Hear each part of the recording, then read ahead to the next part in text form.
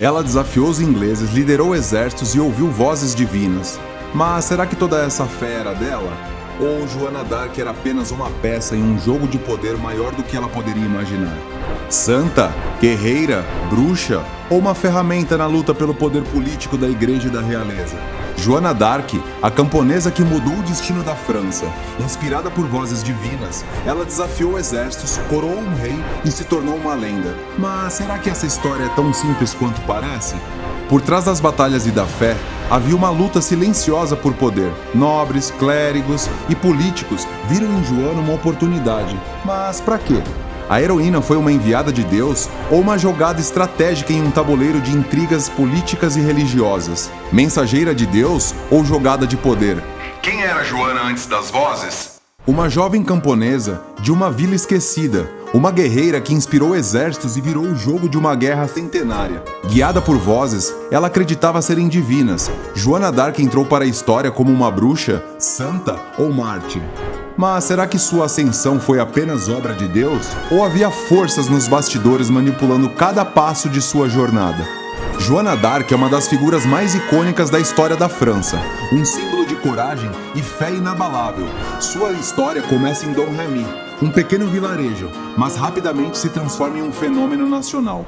Como uma adolescente sem nenhuma educação formal, conseguiu audiência com Delfim e o direito de liderar o exército francês? E mais importante, por que o destino dela parecia ser tão conveniente para certas figuras poderosas? Por trás de sua jornada extraordinária, encontramos um momento histórico onde religião e política se entrelaçam como nunca. A igreja exercia um poder sem precedentes, e o Delfim Carlos precisava de algo, ou alguém, para unir um reino fragmentado. Joana era essa resposta, mas por escolha divina ou por estratégia humana?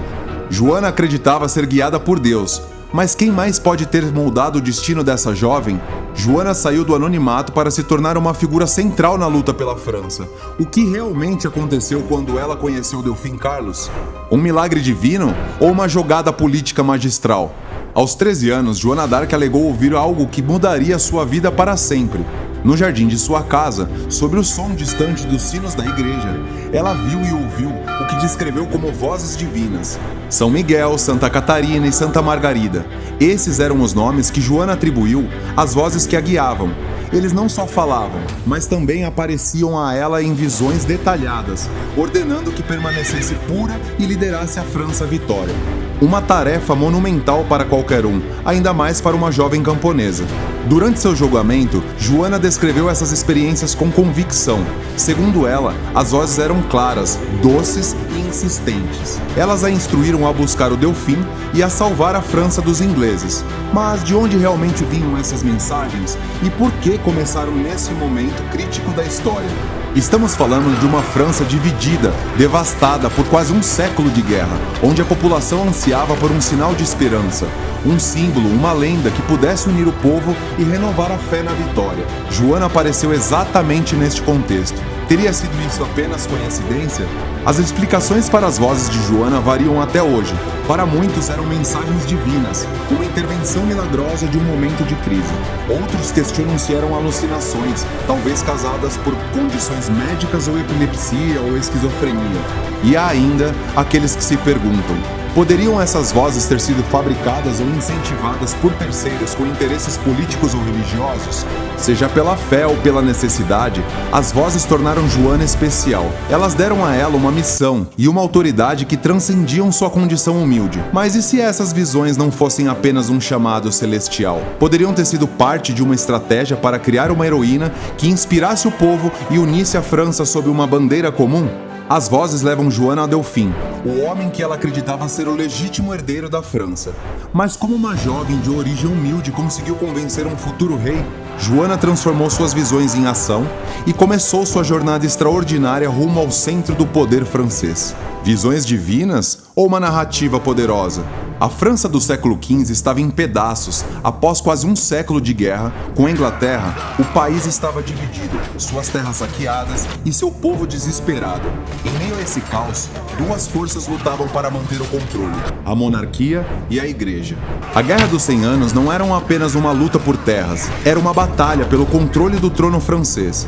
De um lado, os ingleses reivindicavam seu direito à coroa, Do outro, o Delfim Carlos tentava preservar o que restava do reino. Mas a divisão interna da França agravava a situação dos borgonheses, alinhados dos ingleses, tornando a reconquista ainda mais difícil. E em meio a tudo isso havia a Igreja, mais do que uma força espiritual. Ela era uma instituição poderosa, com uma influência decisiva na política. Com o povo desiludido e as fronteiras do reino enfraquecidas, a Igreja sabia que sua própria autoridade estava em jogo. E quando a autoridade é desafiada, surgem estratégias para reafirmá-la. Joana d'Arc apareceu exatamente neste momento. Uma camponesa simples, alegando ouvir vozes divinas que pediam para que ela liderasse a França contra os ingleses. Um símbolo de esperança em um país que havia perdido a fé. Mas seria Joana apenas um milagre ou uma criação estratégica? Sabemos que a Igreja e a monarquia trabalhavam juntas para transformar Joana em uma figura sagrada. Foi com a aprovação dos teólogos que ela recebeu suas primeiras missões, e a divulgação a seu respeito foi cuidadosamente construída, desde seus estandartes até suas cartas aos ingleses. Para o povo, Joana era um sinal divino, uma enviada do céu para salvar a França. Mas para os líderes políticos e religiosos, ela podia ser muito mais. Uma ferramenta para unir um país dividido e dar um rosto à resistência contra os ingleses. Será que a ascensão de Joana foi realmente guiada apenas por vozes celestiais? Ou teria ela sido moldada pelos líderes da época como uma peça-chave em um jogo de poder? Considerando o impacto de suas ações, a possibilidade de uma manipulação estratégica não pode ser descartada. A Igreja e a monarquia precisavam de algo ou alguém que trouxesse unidade em um momento de desespero. Joana d'Arc foi esse símbolo. Mas o quanto isso foi espontâneo e o quanto foi planejado? Quando Joana encontrou Delfim Carlos, ela não apenas o convenceu de uma missão divina, mas também se tornou peça central em seus planos para reconquistar o trono. Mas como uma camponesa conseguiu esse feito? Uma heroína divina ou um símbolo cuidadosamente esculpido? De uma camponesa humilde a uma líder militar imponente, Joana d'Arc desafiou todas as probabilidades. Em um mundo dominado por homens, como uma jovem de 17 anos conseguiu liderar exércitos inteiros e conquistar vitórias decisivas em tão pouco tempo? Após convencer Delfim Carlos de que sua missão era divina, Joana foi rapidamente colocada à frente de um exército. Mas como alguém sem treinamento militar conseguiu inspirar soldados experientes e ganhar sua lealdade tão rapidamente? Será que seu carisma e fé foram suficientes para garantir sua ascensão meteórica? Aos olhos de seus seguidores, Joana era guiada por Deus, mas nos bastidores, é possível que sua ascensão tenha sido habilmente manipulada. Com a ajuda da Igreja e de estrategistas militares, sua imagem foi transformada em um símbolo sagrado, capaz de unir um exército fragmentado e um povo desesperado. É impossível ignorar o contexto político de sua ascensão. A França precisava de uma figura que simbolizasse esperança, e Joana se encaixava perfeitamente. Sua falta de experiência militar poderia ter sido compensada pelos conselhos de generais experientes que permanecem nos bastidores enquanto ela assumia o protagonismo no campo de batalha. A vitória em Orleans foi um divisor de águas na guerra, e Joana se tornou um ícone nacional da noite para o dia. Mas será que essas vitórias foram apenas o resultado de uma liderança ou havia algo mais acontecendo? Documentos da época indicam que suas ações eram cuidadosamente coordenadas por líderes religiosos e militares. Joana era vista como um milagre vivo, mas a velocidade de sua ascensão e sua aceitação pela corte levantaram perguntas. Será que ela era apenas uma jovem iluminada por Deus ou uma peça em um jogo político maior, usada para incentivar as forças francesas e unir a nação contra os ingleses? Independente de suas origens, o impacto de Joana foi inegável, mas por trás das suas vitórias, é impossível ignorar as mãos invisíveis que pareciam guiá-la tão firmemente quanto as vozes que ela dizia ouvir. Mas como essa jovem camponesa, transformada em heroína, lidou com o peso de suas conquistas e as intrigas ao seu redor? E o mais importante, o que levou sua história a tomar um rumo tão trágico? Quais as batalhas internas e externas que moldaram o destino de Joana d'Arc? Qual o preço da liderança de Joana d'Arc? Joana d'Arc, uma vez celebrada como a salvadora da França e enviada divina, agora estava nas mãos da Igreja. Mas como a mesma instituição que a apoiou permitiu que ela fosse queimada na fogueira como herege? O que realmente aconteceu nos bastidores desse julgamento? Após ser capturada pelos aliados ingleses, Joana foi entregue à igreja para ser julgada. O processo foi conduzido por Pierre Cauchon, bispo de Beauvais, e leal aos interesses ingleses. Mas o que deveria ser um julgamento justo rapidamente se revelou uma farsa manipulada por questões políticas e religiosas. A acusação era clara: heresia. Joana era acusada de se vestir como homem, ouvir vozes supostamente divinas e desafiar a autoridade da igreja. Mas entre as linhas dessas acusações havia algo mais: a necessidade de deslegitimar Carlos VII, cuja coroação Joana havia tornado possível. Para os ingleses, Joana era um símbolo perigoso, uma líder que havia estimulado o povo francês contra sua ocupação. Para seus aliados, a igreja era uma oportunidade de reafirmar seu poder e questionar a legitimidade de Carlos VII. Condená-la era mais do que uma questão de fé. Era um movimento estratégico. A igreja, que uma vez a declarou pura e guiada por Deus, agora colocava sua fé em dúvida. Mas por que essa mudança repentina? Teria Joana se tornado um incômodo, um símbolo que havia crescido além do controle dos poderes que a colocaram no centro das atenções? Em 1431, aos 19 anos, Joana foi declarada culpada de heresia e condenada à morte. Mas até o último momento ela manteve sua fé, chamando o nome de Jesus enquanto as chamas a consumiam.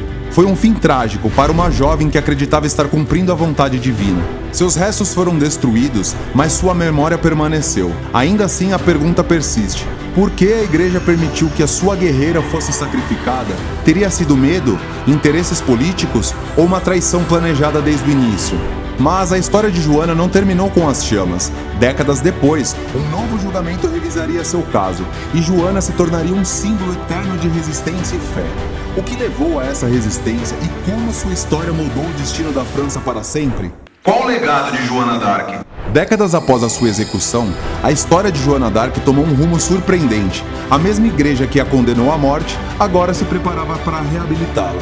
Mas por que reescrever o destino de uma camponesa que havia sido marcada como herege? Seria um ato de justiça tardia ou mais um movimento estratégico em um cenário de poderes em disputa? Em 1456, 25 anos após sua execução, o Papa Calixto III ordenou a reabertura do caso de Joana d'Arc. O novo julgamento anulou as acusações de heresia, declarando-a inocente e transformando-a de herege em mártir. Mas o que motivou essa revisão histórica? A decisão veio em um momento crítico. A França, agora sob o comando consolidado de Carlos VII, havia se libertado da ocupação inglesa. Reabilitar Joana era uma forma de reforçar a legitimidade do rei e unir o povo em torno de uma nova narrativa, a da heroína divina que salvou a França. A igreja, por sua vez, também tinha muito a ganhar. Ao reconhecer Joana como uma mártir, a instituição se posicionava como a intermediária entre o povo e o sagrado. Mas será que isso foi um gesto sincero ou apenas mais uma tentativa de fortalecer sua posição política e espiritual na França pós-guerra? Seja qual for a motivação, a reabilitação de Joana foi mais do que um reconhecimento tardio. Foi uma estratégia que moldou sua memória como um símbolo de unidade e fé. Quase 500 anos após sua morte, Joana d'Arc foi canonizada pelo Papa Bento XV, tornando-se oficialmente uma santa. Mas antes disso, Napoleão Bonaparte já havia declarado Joana um símbolo nacional, um exemplo de resistência e coragem para a França. Sua história transcendeu os séculos, mas será que a figura que veneramos hoje reflete quem Joana realmente foi? Até hoje, o legado de Joana permanece envolto em mistérios. Seria ela uma heroína moldada pelo destino e pela fé, ou uma figura cuidadosamente construída pelos interesses de seu tempo? Sua transformação de mártir a santa foi realmente um ato de redenção ou mais uma peça do intricado jogo de poder? Joana d'Arc foi realmente a heroína que acreditamos, bruxa ou uma peça descartável no xadrez do poder? A resposta talvez nunca seja totalmente revelada, mas seu impacto no curso da história é inegável. Joana d'Arc permanece como um dos maiores enigmas da história. Sua vida foi curta, mas sua influência atravessou os séculos, levando questões que ainda ecoam hoje. Qual é a sua verdade sobre Joana d'Arc?